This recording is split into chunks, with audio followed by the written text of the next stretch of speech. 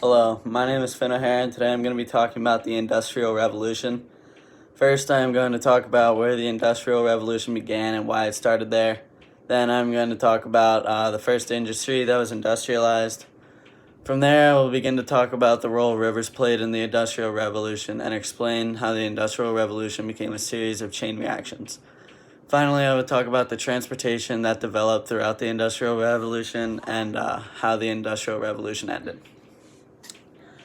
All right, to start this off, I'm going to talk about where the Industrial Revolution began and why. The Industrial Revolution began in Britain. It began there because more people could be fed for a lower price, which led to population growth. Britain also had a ready supply of capital, which is also known as money, plenty of resources, for example, rivers, coal and iron, etc. And also, Britain had a vast supply of markets for sale of goods.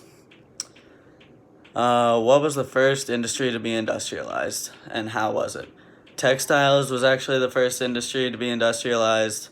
The textile industry grew exponentially and continued to find new ways to speed up the process of weaving, and they would just weave like threads for like clothes, etc.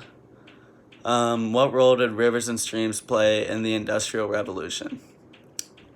Rivers actually played a huge role in the Industrial Revolution because almost all of the inventions to weave thread faster came from the rivers. Um, Rivers also played a part in where the factories could actually be built because since most of the inventions required water power, they had to be built near rivers. How was the Industrial Revolution a series of chain reactions? The Industrial Revolution was a series of chain reactions because it picked up the speed of weaving thread, or once it picked up the speed of weaving thread, other countries started finding out about the industries and started doing it for themselves, which is like a chain reaction because they started it and then everyone else started like following in their footsteps, and it just was pretty much a chain reaction worldwide.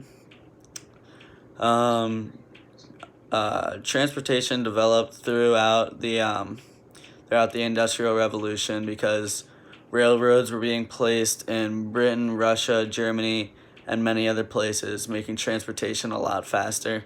Also, canals started having a big role because they were also being used for transportation, but not like ground transportation, obviously. They were just transporting things through water, and like they could fit a bunch of stuff on boats and stuff.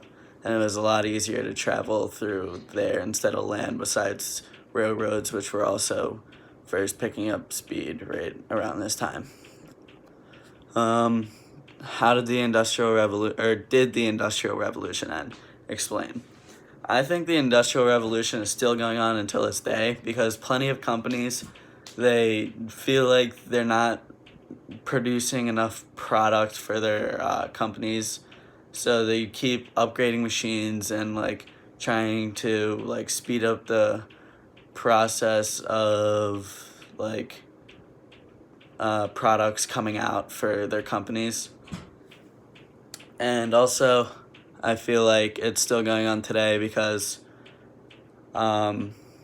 companies just really always upgrade all of their things like without a care of what happens to the world or etc. And this is my conclusion. Today I talked about where the Industrial Revolution began and why, what was the first industry to be industrialized, what role rivers played, how it was a series of chain reactions, how transportation developed, and how it all ended, or is still going on. Thank you for your time.